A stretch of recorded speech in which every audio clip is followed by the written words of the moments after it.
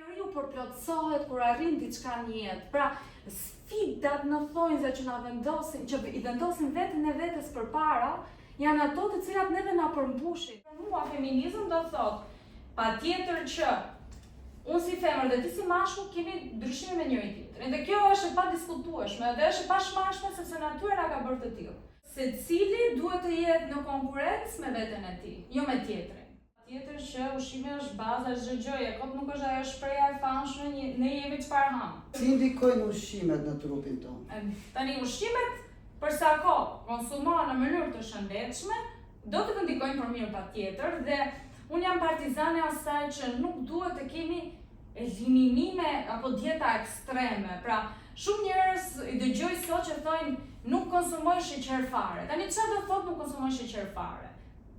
Duhet ta nisim që nga A-ja, nga ABC-ja e gjës, që do thotë ka disa lloje sheqeri. Pra kemi sheqerin e shëndetshëm, që është sheqeri natyral që gjendet te frutat, te perimet, te dritherat, te qumshi, për shembull kemi laktozën ose dhe galaktozën. Dhe kemi edhe sheqerin e shtuar që është ai i tavolinës, sheqeri i bardhë që gjendet tek ëmbëlsira, tek pijet e gatshme, tek produktet e paketuara. Patjetër që ky është lloj sheqeri që na dëmton shëndetin tonë.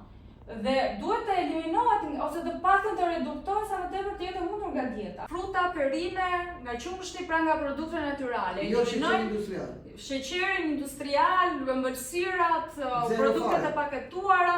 E mira është të mos i konsumojmë. Duhet një mëngjes i plot. Dhe mëngjesi i plot duhet patjetër të ketë përmbajtje të proteinave. Në rast se mungojnë proteinat në mëngjes, pra në qoftë se do ta provosh dhe shikosh që do të vijë uria shumë shpejt edhe mbase edhe mund të mos e kontrollosh zgjedhjet edhe mund të mos jetë zgjedhje të shëndetshme. Ajo që më shqetëson më tepër mua me pijet energjike është se tashmë janë bërë studime të cilat vërtetojnë që rritet ndjeshëm risku për ataken e zemrës dhe sëmundje kardiovaskulare dhe në mosha shumë të reja. Vetëm për pije energjike dhe pa pasur një historik paraprak të problemeve kardiovaskulare. Vendi jonë është nëna jonë dhe ne nuk duhet asnjëherë të lejojmë në asnjë lloj forme që nëna jonë të shkatrohet apo të bëhet çfarë lloj gjëje. Pra, ne duhet ta mbrojmë atë. Çfarë mesazhi ka Engji për prindrit, për fëmijët, për nxënësit? Mesazhi është që të kujdesen për shëndetin e tyre. Në përfundim të çdo video në kanalin tim të YouTube-it, unë ju uroj të gjithë shëndet. Shëndeti është baza, është pasuria më e madhe që ka secili prej nesh. Në qoftë se ti nuk ke shëndet, nuk ke asgjë tjetër në jetë. Prandaj është domosdoshme që edhe ne të kujdesemi për të. Majsa pe një mendim për Time Center.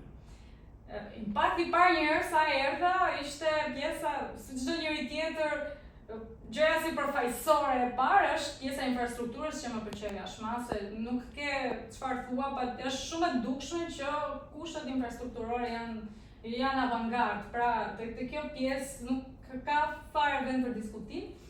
Ajo që më bëri përshtypje në fakt është ngrohtësia me të cilën u prita dhe aspekti i marrëdhënies sociale. Domethënë, dua të them këtë që